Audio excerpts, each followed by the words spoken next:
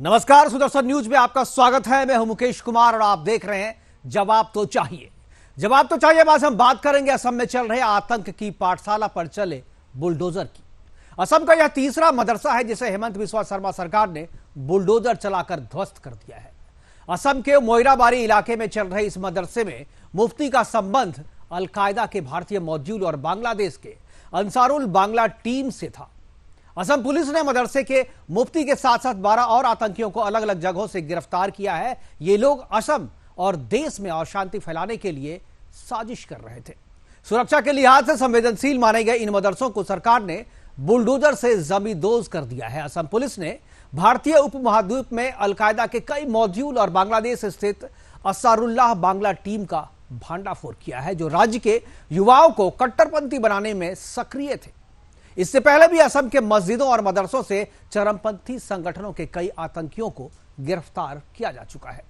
असम के मुख्यमंत्री हेमंत बिस्वा शर्मा ने मुस्लिम समुदाय के लोगों से कहा है कि वो अगर किसी अजनबी को अपने इलाके की मस्जिद या मदरसे में टीचर के तौर पर काम करते हुए देखते हैं तो तुरंत पुलिस को बताएं। पुलिस उनका इतिहास खंगालेगी। पिछले दिनों उत्तर प्रदेश और असम ने सीमावर्ती क्षेत्र में घुसपैठ से संबंधित जो रिपोर्ट केंद्रीय गृह मंत्रालय को सौंपी थी, उसमें भी सीमावर्ती इलाकों में तेजी से बढ़ती मुस्लिम आबादी पर चिंता जताने के साथ साथ यह बताया गया था कि 2011 के बाद सीमावर्ती इलाके में मुसलमानों की जनसंख्या 32% की दर से बढ़ रही है, जबकि देश के दूसरे हिस्से में जनसंख्या वृद्धि दर केवल 15% की दर से है। आज चर्चा करेंगे कि मदरसों और मस्जिदों में आतंक की पढ़ाई को कैसे रोका जाए। इसे रोकने की जिम्मेदारी क्या केवल सरकारों की है? सबसे अहम यह कि सीमावर्ती इलाके में बढ़ते मुस्लिम आबादी के पीछे कौन है, उनका मकसद क्या है? क्या देश के सारे मदरसों को स्कूल में बदल देना चाहिए? करेंगे चर्चा, और चर्चा के लिए हमारे साथ कुछ मेहमान होंगे, उनसे आपका परिचय कराएंगे। लेकिन यह जो मदरसे को बुलडोज किया गया उस पर हमने एक रिपोर्ट तैयार की है। पहले वो रिपोर्ट देखते हैं, उसके बाद अपने मेहमानों से आपका परिचय और फिर चर्चा की शुरुआत।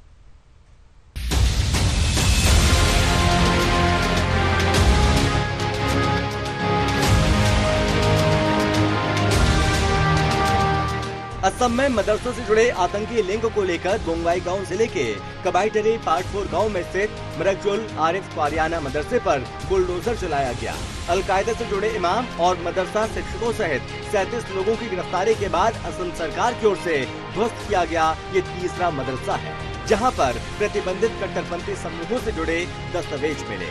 इस मदरसे का लिंक हफीजुर रहमान से जुड़ा बताया जा रहा है। इससे पहले सोमवार को असम के बारपेटा जिला प्रशासन ने जिले के ठकलियापारे इलाके में शेखुल हिंद महमूदुल हसन जमीउल हुदा नाम के एक मदरसे को ढाया था, जहां जांच में अलकायदा भारतीय उपमहाद्वीप और बांग्लादेश स्थित आतंकवादी समूह अंसारुल बांग्ला टीम के साथ मदरसे का संबंध पाया गया था, और जिसके बाद पुलिस प्रशासन ने इसे ढाने का फैसला लिया।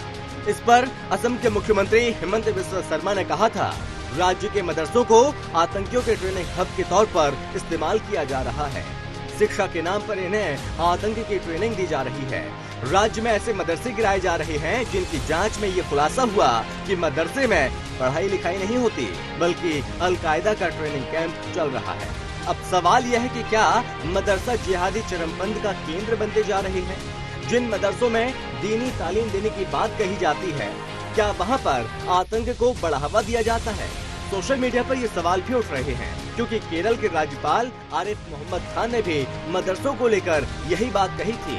आरिफ मोहम्मद खान ने मदरसों को आतंक की फैक्ट्री बताया था। ये पहला मामला नहीं है जब किसी मदरसे से प्रतिबंधित कट्टरपंथी समूहों से जुड़े दस्तावेज मिले। इससे पहले भी देश के तमाम मदरसों से न सिर्फ आतंकी बल्कि घुसपैठे भी गिरफ्तार किए जा चुके हैं। News desk, Sudarshan news.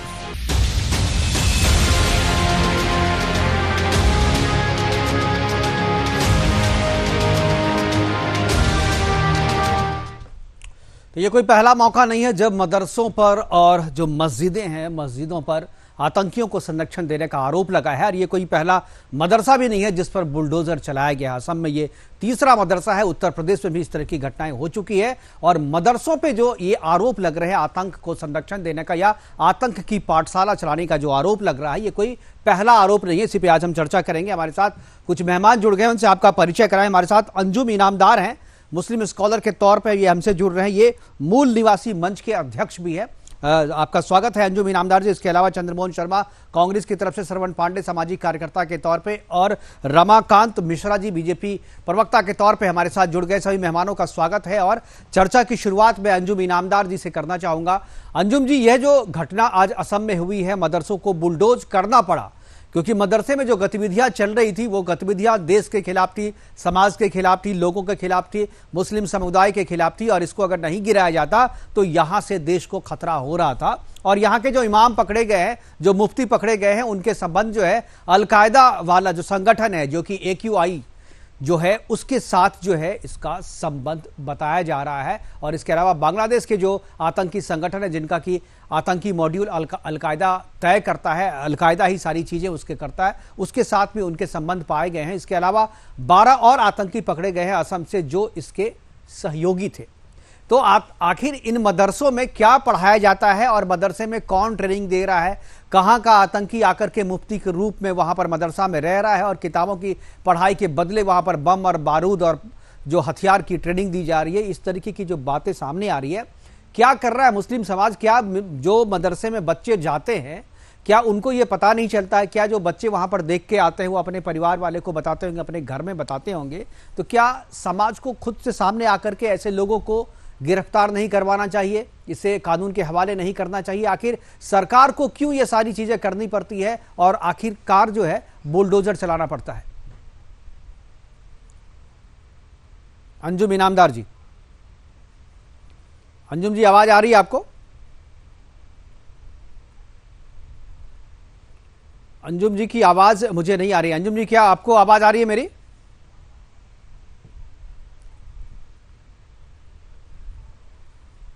श्रवण जी, क्या आपको आवाज मिल रही है? जी बिल्कुल आ रही है, बिल्कुल जी। तो अगर आपने मेरा सवाल सुन लिया है तो आप भी इसका जवाब दे सकते हैं, क्योंकि यही सवाल मैं आपसे भी पूछने वाला था कि आखिर मदरसे और मस्जिदों से जो इस तरीके की खबरें आती है कि वहां पर आतंक की ट्रेनिंग दी जा रही थी और आतंक की पढ़ाई जा रही थी बच्चों को, तो उसके बाद बुलडोज करना पड़ रहा है। लेकिन लोग खुद सामने आकर के, समाज खुद सामने आकर के ये बात सरकार को या पुलिस को नहीं बताती है। पुलिस को अपने इंटेलिजेंस से जब पता चलता है तब इस तरह की कार्रवाई करनी पड़ती है। क्या सारी जिम्मेदारी सरकार की भी है या लोगों की भी जिम्मेदारी है कि अगर इस तरह की गतिविधियां हो रही हैं मदरसों में और मस्जिदों में तो उसकी जानकारी वो पुलिस तक पहुंचाए? देखिए, बिल्कुल जिस तरह से वाकई में कहीं ना कहीं देखिए जो लोग इसमें मुकेश जी संलिप्त हैं, टीचर लोग जो संलिप्त हैं उनके खिलाफ कार्रवाई करनी चाहिए। लेकिन क्या वाकई में सरकार के द्वारा मदरसे पर बुलडोजर चला देना ये कहां तक न्याय है? जो लोग अगर कोई भी आतंकी गतिविधियों में अगर वो सम्मिलित है तो उनके खिलाफ कार्रवाई करे सरकार। लेकिन क्या बुलडोजर चला देना उससे उसका खात्मा हो सकता है? कहीं ना कहीं उस बुलडोजर जो चलाई सरकार, इससे पहले सरकार ने कई मदरसों पे बुलडोजर चलाने का काम किया।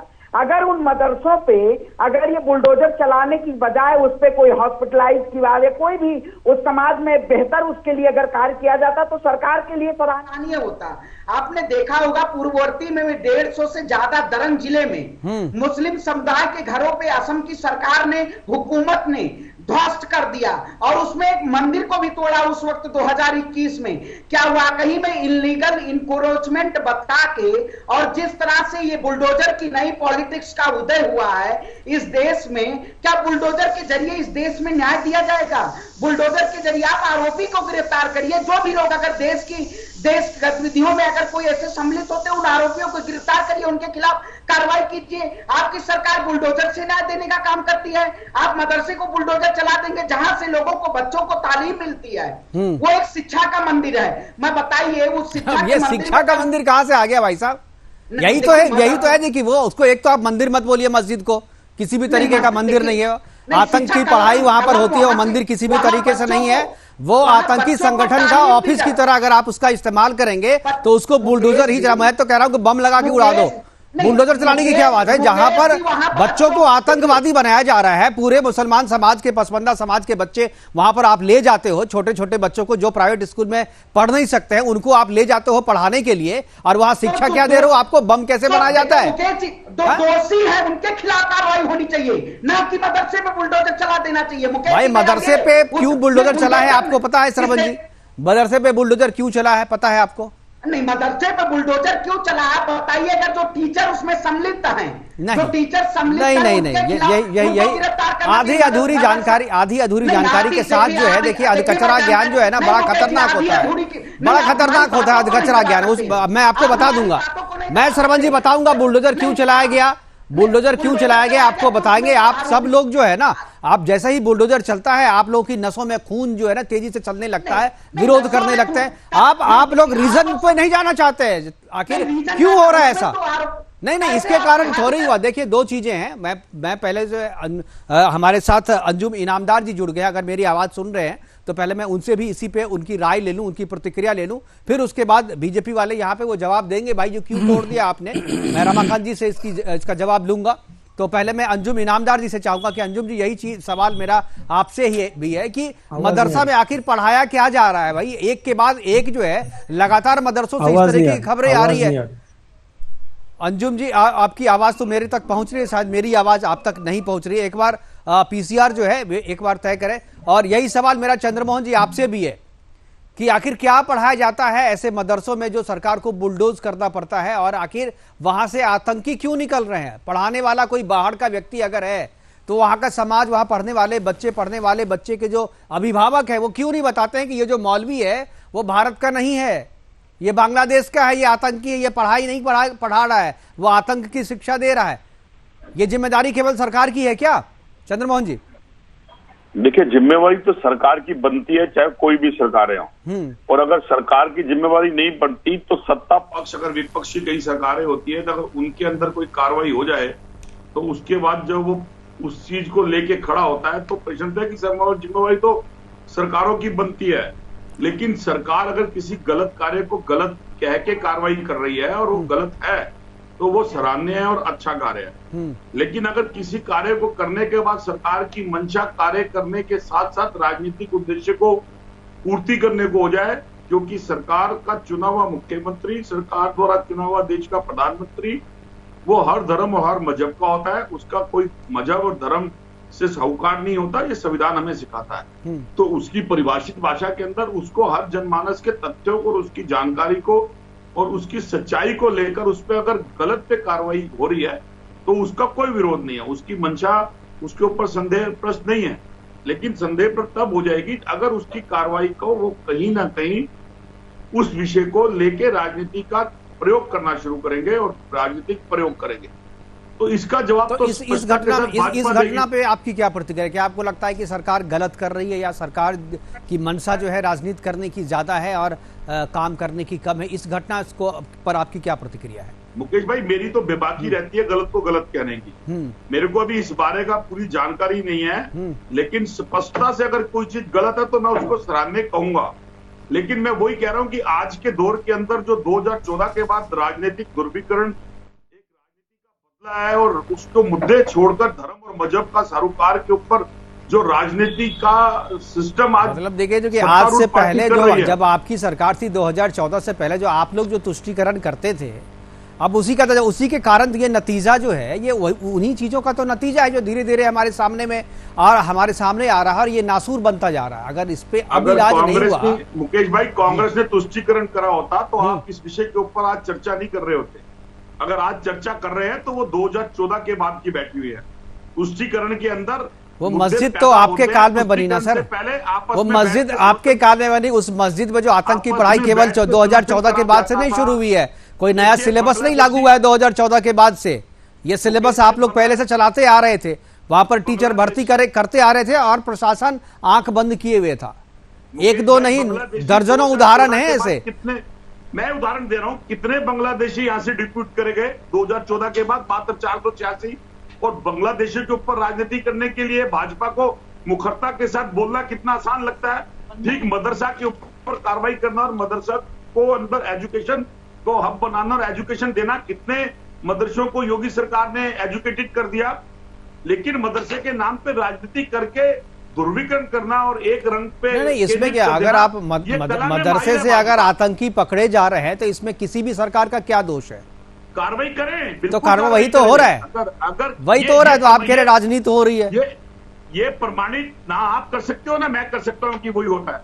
इसको प्रमाणित करने के लिए देखिए सरकार के पास अपना इनपुट है, उस इनपुट के आधार पर कार्रवाई करती है और उसके बाद जो है वो कोर्ट का रास्ता तो खुला ही है। कोर्ट ने अब तक किसी अगर मदरसा चलाने वाले पे कार्रवाई हो, मदरसे के अंदर जो लिप्त थे उन पे कार्रवाई हो, अगर मदरसा गिराया जा रहा है उसको दिखा के मार्केटिंग कर देना, क्या ये ठीक है?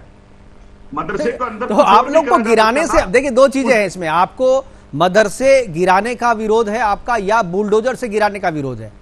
मदरसे का गिराने का विरोध है और बुलडोजर की मार्केटिंग करके अपने आप को गलत। तो कैसे, अगर मान लीजिए वो अवैध है बिल्डिंग, तो उसको कैसे गिराया जाए? हथौड़े से गिराया जाए या उसमें बोलेंगे भाई अब सब आदमी आके के कंकर मार के गिराओ?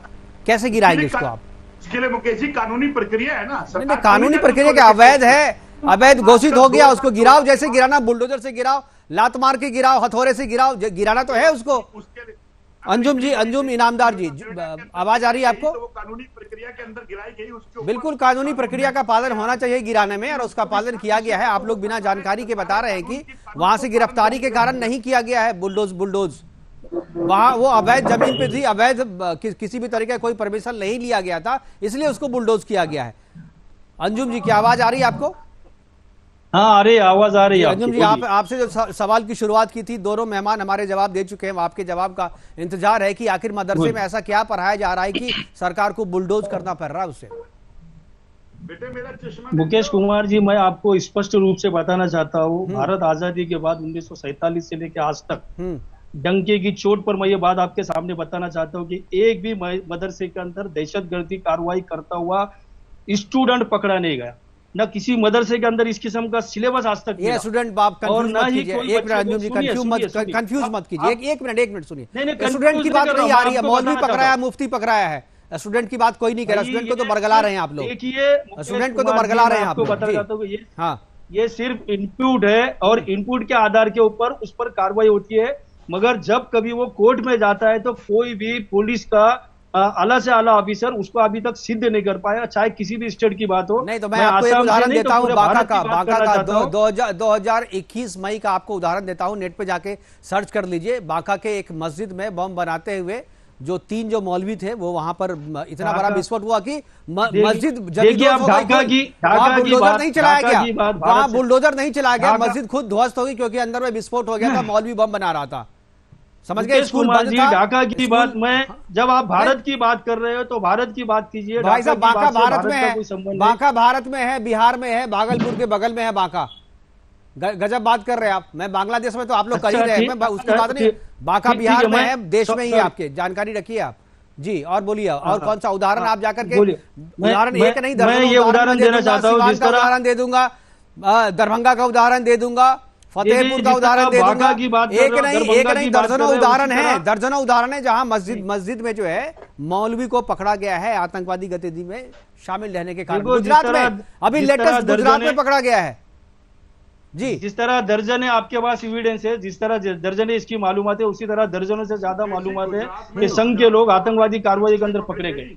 बताइए, किसी को नहीं पता, देश जानना चाहता है, बताइए जरा सा, लेकिन इस जिम्मेदारी से बताइए। 1 मिनट अंजुम जी, बहुत बड़ी बात कही है आपने, आप बताइए और जिम्मेदारी के साथ बताइए। अगर आपने गलत बताया तो कार्रवाई होगी आप पे, बताइए।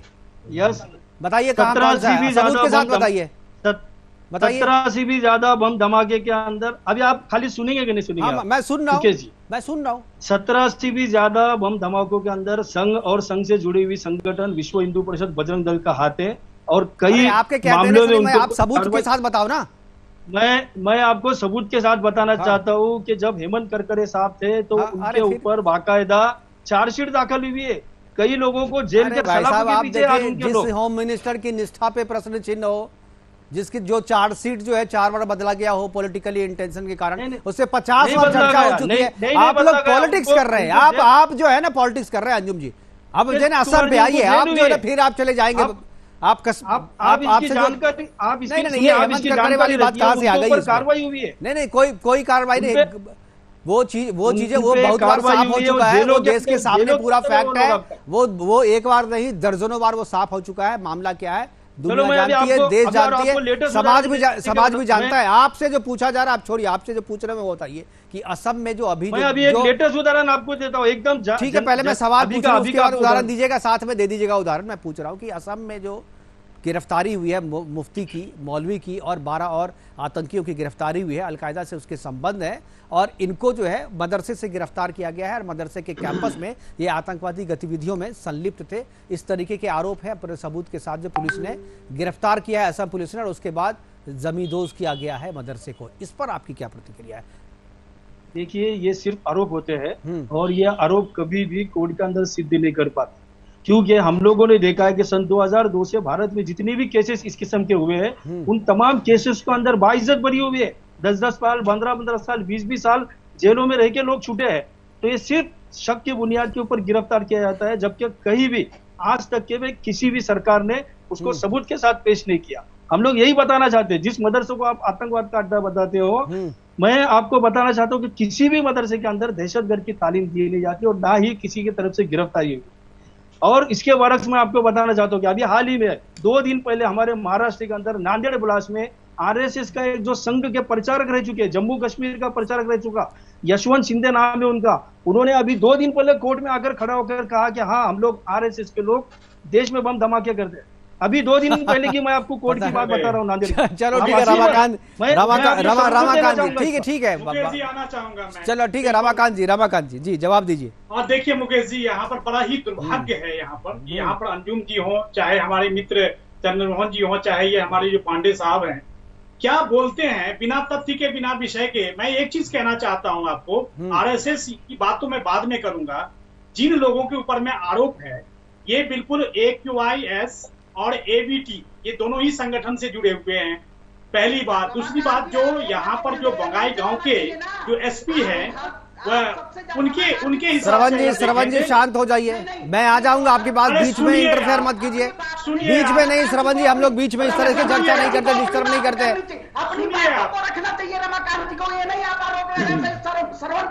ठीक है, आपको जब समय आ जाएगा आप भी आरोप लगा लीजिएगा। श्रवण जी को थोड़ा डाउन कीजिए फेडर। रमाकांत जी आप शांत रहिए। आप जी। स्वप्निल देका जी वहाँ के SP हैं और उनके मुताबिक वो चूंकि जो जगह पर मदरसे बनी हुई थी वो बिल्कुल तय मानकों के हिसाब से नहीं बनी हुई थी, पहली बात। दूसरी बात, जो 9 अगस्त की जो घटना है, जो मदरसे की घटना है, वो सरकारी जमीन पे बनी हुई थी। तो ये सारी चीजों को एक साथ जोड़ करके ये लोग पता नहीं क्या कहना चाहते हैं, एक नैरेटिव सेट करने। लेकिन एक चीज रमाकांत जी, एक सवाल मेरा भी है कि जब अवैध जमीन पे वो मदरसा बना हुआ था तो क्या सरकार इंतजार कर रही थी कि वहां पर कोई आतंकी पकड़ा जाए, उसके बाद उसको ध्वस्त किया जाए? गिरफ्तारी के पहले भी ध्वस्त किया जाना चाहिए था।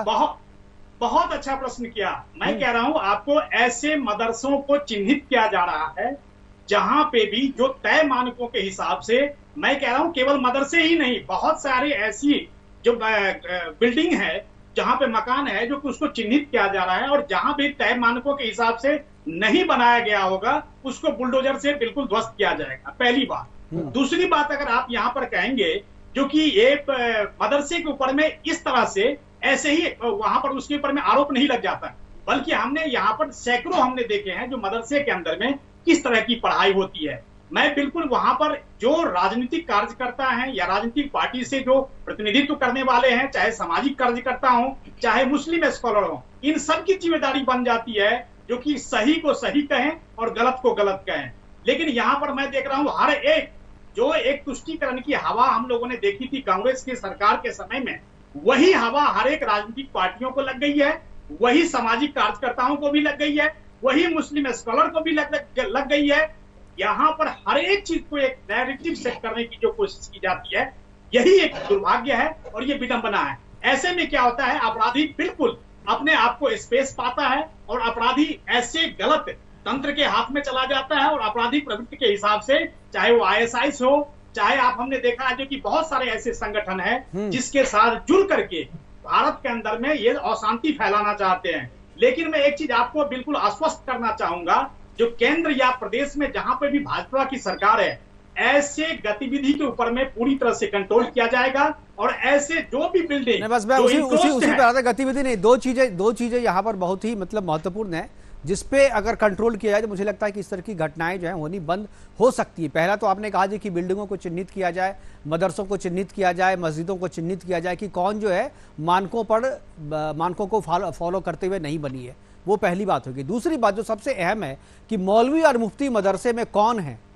उसको कौन तय करता है, कौन रखता है, उसके मानक क्या है? सरकार तो उर्दू टीचर रखती है, लेकिन उर्दू टीचर जब रखा जाता है तो पूरी तरीके से प्रक्रिया का पालन किया जाता है। लेकिन मौलवी या मुफ्ती जब मदरसे में पढ़ाने के लिए आता है तो लोगों को इसकी जानकारी नहीं होती है। खासतौर पे मदरसे के बाहर तो लोगों को बिल्कुल जानकारी नहीं होती, सरकार को भी कोई सूचना नहीं दी जाती है। मैं अंजुम साहब से जानना चाहूंगा कि क्या ऐसा मानक होता है, क्या कोई मौलवी को अगर किसी मदरसे में पढ़ाने के लिए रखा जाता है तो मानक क्या है? जी मैं आऊंगा आपके पास, एक बार मैं अंजुम जी से पूछ लूं, उसके बाद आप ही से पूछूंगा। नहीं, देखिए मदरसे में तालीम देने के लिए मानक ही है कि उसको कुरान का अच्छा अभ्यास हो, वो पूरा पढ़ा लिखा हो, जिसको प्रेषित मोहम्मद पैगंबर सल्लल्लाहु अलैहि वसल्लम ने जो हदीसें वो बोली, तो ठीक है, वो तो एजुकेशनल क्वालिफिकेशन के बारे में मैं नहीं कह रहा हूँ। नहीं, अभी आपने जी सर आपने पूछा तो मैं जवाब ठीक है चलिए।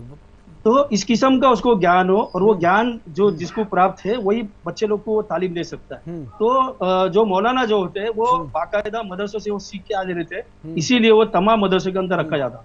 मगर जिस किस्म की बातें, जिस किस्म का चर्चा प्रोपेगेंडा होता है, मैं आपको ये बताना चाहता हूँ स्पष्ट रूप से, मुकेश जी बहुत गंभीरता से मैं आपको बताना चाहता हूँ। देखिए, जिन मदरसों के आप लोग तनकीद करते हैं, जिन मदरसों के ऊपर शक व शुबहात उपस्थित करते हैं, ये वही मदरसे हैं जिन्होंने जंग आजादी की लड़ाई लड़ी, कल भी लड़ते थे, आज भी आपने देखा। असम के मदरसे की बात कर रहे हो आप? लेकिन ये तो अब नहीं, इनका लड़ाई करने का तरीका अलग हो गया है। देखिए, इनका लड़ाई करने का तरीका ही अलग हो गया। मैं पूरे देश के मदरसों जिस तरह से आप लगा रहे हैं, आरोप लगा रहे हैं बिना तथ्य के, बिना विषय के, ये क्या दर्शाता है? रमाकांत जी मैं आ जाऊंगा आपके पास, आ जाऊंगा। एक बार अंजुम जी को पूरा बोल लेने दीजिए। अंजुम जी, वही मुकेश जी मैं आपको बताना चाहता हूँ, अभी हाल ही में 15 अगस्त हो चुका है हमारे देश का, और अमृत महोत्सव हम लोग ने मनाया। भारत का कोई मदरसा ऐसा नहीं जिस मदरसे के अंदर झंडा लहराने का, हर मदरसे के लोग आगे आके बढ़ चढ़ के यही तो मदरसे में राष्ट्रगान के लिए सरकार को नोटिफिकेशन निकालना पड़ता है, सरकार को सख्ती करनी होती है, सरकार को याद दिलाना होता है कि भाई आपको राष्ट्रगान वहां पर पढ़ना जरूरी है, वरना लोग नहीं पढ़ते। आप इस तरीके की देशभक्ति नहीं चाहिए ना, जो बंदूक सर पे जब तक नहीं रखे तब तक आप राष्ट्रगान नहीं गाओगे। और अभी बिहार विधानसभा के भीतर में राष्ट्रगीत का जिस तरीके से मुस्लिम विधायक ने अपमान किया वो भी सबके सामने है। लेकिन आप जो कह रहे हैं, आप एक मिनट अंजुम जी, आपने कहा कि जिसको कुरान की जानकारी हो, नहीं एक मिनट अंजुम जी, आपने कहा जिसको कुरान की जानकारी हो, पढ़ा लिखा हो, का विरोध किया। हाँ, जिसने कहा जो कुरान की जानकारी हो, पढ़ा लिखा हो, वो मदरसे में पढ़ा सकता है। इसके मतलब अगर अल जवाहिरी को यहाँ पर बुलाया जाता, अब तो बेचारे रहे नहीं, कि अगर उनको यहाँ बुलाया तो अल जवाहिरी को आप रख लेंगे यहाँ पर मदरसे में टीचर? अगर ये दाऊद इब्राहिम कहें कि मुझे बहुत अच्छी जानकारी है तो उसको भी रख लेंगे आप टीचर यहाँ पर? कोई भी आतंकी जो कहे कि मुझे जितने कट्टरपंथी हैं उनको कम से कम सही या गलत, उनको तो अब जो आप लोग पढ़ाते हैं उसकी जानकारी तो है ही सारे आतंकवादियों को, तो उसको क्या आप यहाँ मदरसा में टीचर रख लेंगे?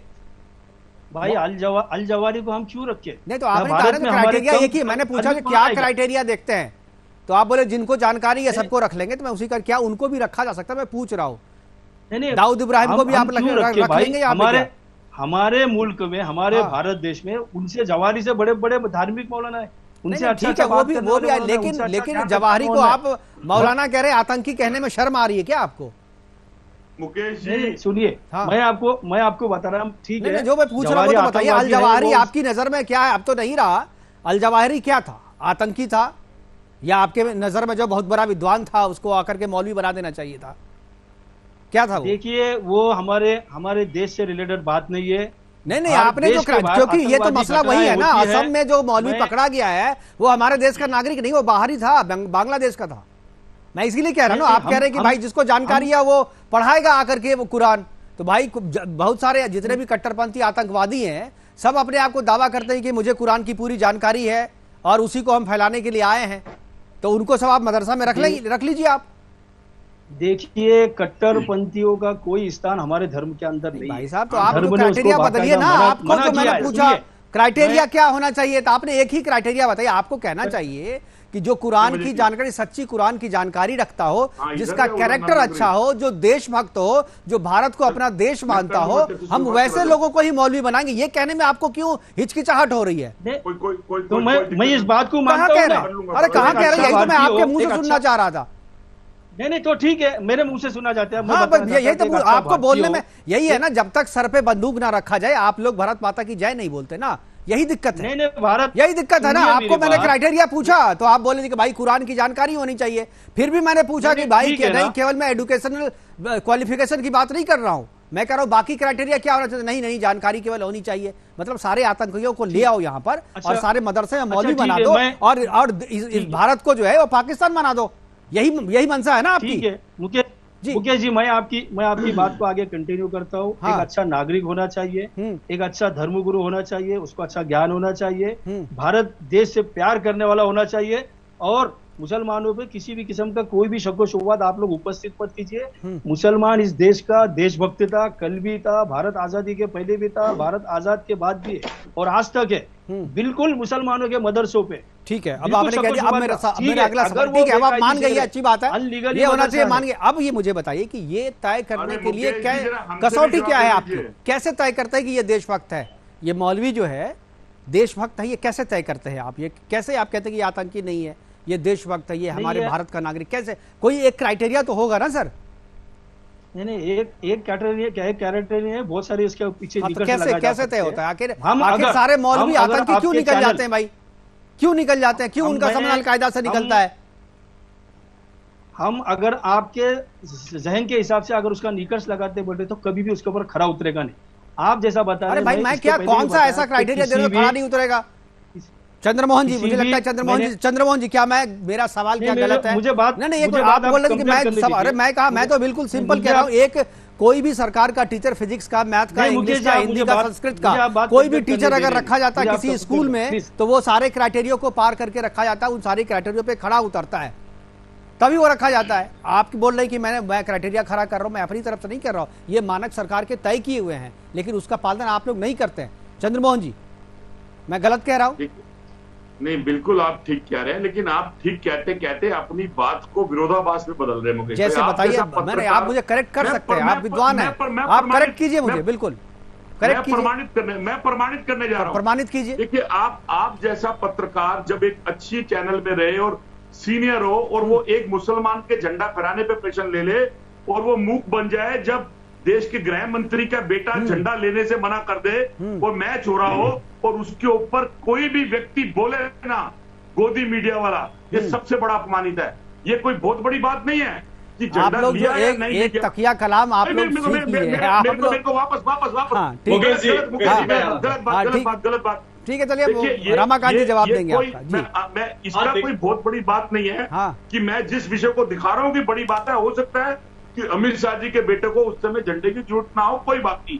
लेकिन अगर आप जैसा पत्रकार किसी मुसलमान के झंडे ना फहराने की बात करेगा तो मेरे जैसे नागरिक को आपसे ये भी पूछने का आता है कि गृह मंत्री का लड़के ने झंडा क्यों नहीं पकड़ा जब पूरा चंद्रमोहन जी खुशी है, झूम रहा था, तो गृह मंत्री के लड़के ने झंडा लेने से मना क्यों कर दिया? मैं एक चीज कहना चाहता हूँ, जिस देश के अंदर किसी भी चैनल ने जिस देश के अंदर में राष्ट्रीय गान फहराने की, जहाँ पर हर एक संगठन की आवश्यकता है, हर एक शिक्षण संस्थान को आवश्यकता है, वहाँ पर प्रदेश सरकार को कहना पड़ रहा है, वहाँ पर प्रदेश नहीं चंद्रमोहन जी ऐसा सुनिए, प्रदेश सरकार को कहना पड़ रहा है जो कि हर एक मदरसे में तिरंगा फहराया जाएगा। ये कम से कम प्रदेश सरकार को कहना पड़ रहा है। ये हम सब हर एक नागरिक की जिम्मेदारी बनती है। आप चंद्रमोहन जी ये बताइए, चंद्रमोहन जी ये बताइए, सरकार के नोटिफिकेशन से पहले, सरकार के नोटिफिकेशन या सरकार की सख्ती से पहले कितने मदरसों में तिरंगा फहराया जाता था? कभी नहीं फहराया जाता था। बताइए, कभी नहीं फहराया जाता। क्यों बोलना पड़ा सरकार को?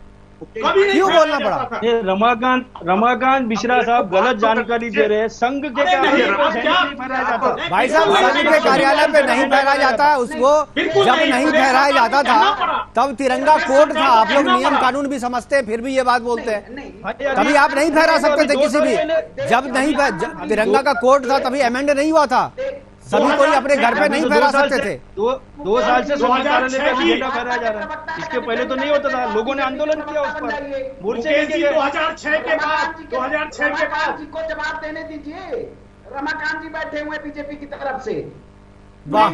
अरे वाह, ये आपने बताया नई जानकारी। रमाकांत जी बीजेपी की तरफ से बैठे हुए, बोलिए रमाकांत जी। आप लोगों ने तो झंडा बिल्कुल रखा हुआ है, जो गलत नैरेटिव सेट करना है आपको।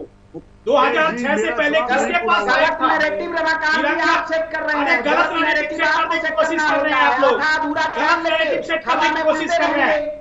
यही तो दिक्कत है। रमाकांत विशाल आपको पूछिए, संघ के कार्यालय पे झंडा फहराया जाता है, लगाया जाता है, बिल्कुल फहराया जाता है सर। आप देखें नहीं, आज भी इस बार भी फहराया गया, अमृत वर्ष में भी फहराया गया। अरे कम से कम उसके मानक सुनिए, 2 साल लोगों ने आंदोलन किया उसके खिलाफ, मोर्चे निकाले, नोटिस दिया गया, जाके आरएसएस के लोगों ने झंडा फहराया चला, फिर इसमें आपको कहाँ तकलीफ है? बताइए श्रवण पांडे जी। मुकेश जी, मेरा जवाब पूरा हुआ ही नहीं, आपने मेरे से अच्छा ठीक है चंद्रमोहन जी बात पूरी कीजिए अपनी। देखिए, राष्ट्रीय ध्वज का फहराना एक स्वाभिमान है और हर व्यक्ति को फहराना चाहिए।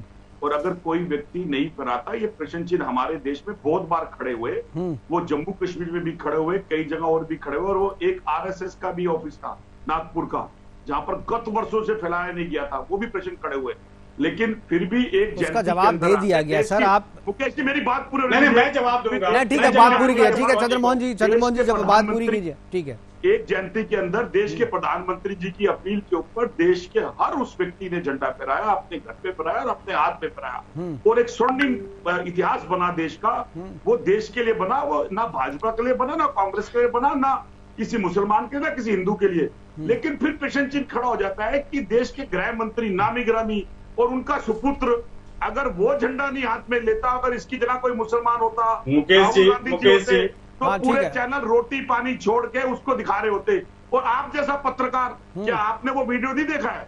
नहीं, मैंने तो सही में नहीं देखा अभी तक। मैंने सही में अभी तक वो वीडियो नहीं देखा। मुकेश जी, मेरे पास वो वीडियो नहीं, आपके पास है तो भेज दीजिए मुझे।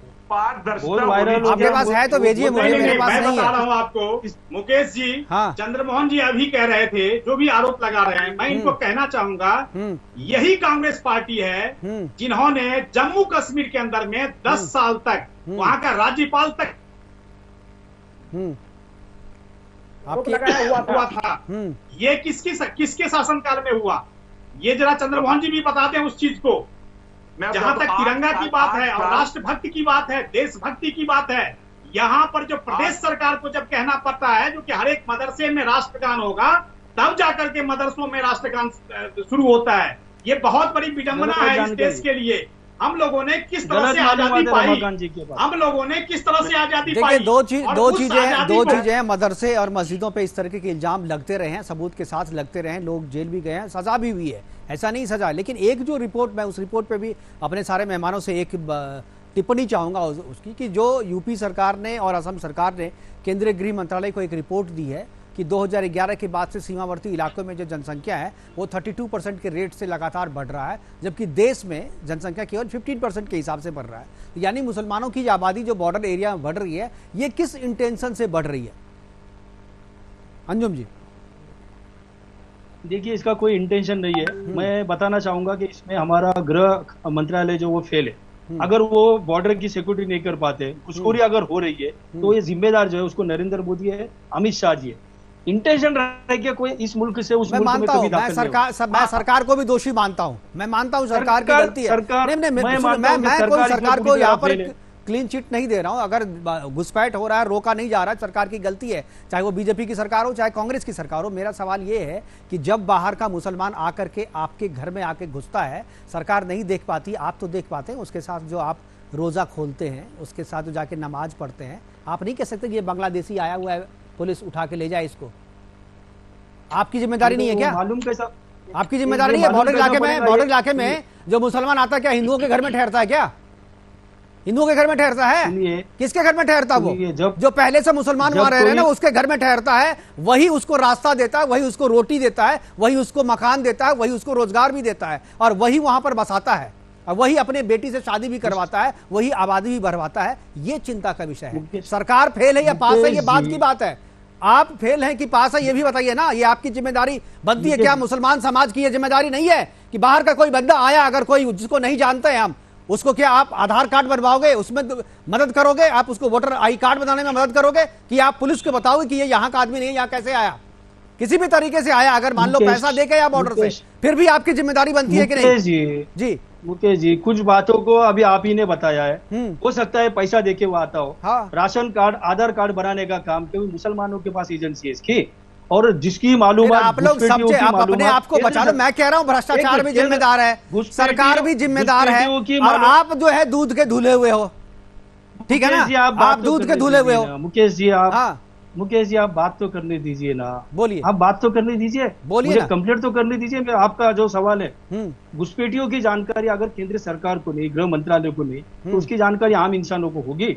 जिस मोहल्ले में आ जाए, जिस बिल्कुल गली के होगी। अंदर आ जाए, अरे बिल्कुल तो होगी भाई, बिल्कुल नहीं। अरे बिल्कुल होगी। तो हमारे देखिए, मोहल्ले में कोई भी नया व्यक्ति आएगा, अरे हम नहीं देखेंगे पड़ोस के यहाँ देखे, जिसके घर में रुकेगा वो तो जानेगा, कोई तो बुलाएगा। अरे पाकिस्तान और बांग्लादेश से आदमी आकर के क्या सड़क पे खड़ा होगा क्या वहां पे? वो तो कहीं पे आके रुकेगा ना, वो किसी मुसलमान के घर ही रुकता है ना, वो किसी मस्जिद में रुकता है ना, वो किसी मदरसे में रुकता है। इसीलिए मदरसों को गिराया जा रहा है, मस्जिदों को गिराया जाना चाहिए और आपके घर पे भी छापेमारी होनी चाहिए। आप लोग जिस समस्या को जितनी गंभीरता से लेनी चाहिए आप नहीं ले रहे हो। आप अपने अपने मजे में हो कि भाई मेरी गलती नहीं है, सरकार की गलती है। ये सरकार की गलती नहीं है, जितनी सरकार की गलती है उससे ज्यादा गलती आपकी भी है, क्योंकि आप उसे यहां पर पनाह देते हो, आप उसे बचाते हो, आप उसका आधार कार्ड बनवाते हो, आप उसका वोटर आई कार्ड बनवा रहे हो, आप उसकी शादी अपने बच्चों से करवा रहे हो और वहां उसकी आबादी बढ़ा करके डेमोग्राफी चेंज करके गजवाए हिंद की तरफ बढ़ रहे हो। फिलहाल हमारे पास समय की कमी है। जितने मेहमान हमारे साथ जुड़े सभी का बहुत बहुत धन्यवाद, बहुत बहुत शुक्रिया। आप जुड़े और हमारे साथ बातें आपने शेयर की, इसके लिए बहुत बहुत धन्यवाद। लेकिन जो चर्चा असम से शुरू हुई है बुलडोजर चलाने की, बुलडोजर से मदरसा को गिराने की जो शुरुआत हुई है, तीसरा मदरसा है, लेकिन आने वाले टाइम में पूरे देश में भी इस तरीके के मदरसों की पहचान होनी चाहिए और उन लोगों को भी पहचान होनी चाहिए जो इस तरीके के लोगों को, इस तरह के घुसपैठियों को अपने यहां पनाह देते हैं और उसे बाद में देश के लिए एक समस्या बनाकर खड़ा कर देते हैं। फिलहाल अभी के लिए इतना ही, दीजिए इजाजत, नमस्कार।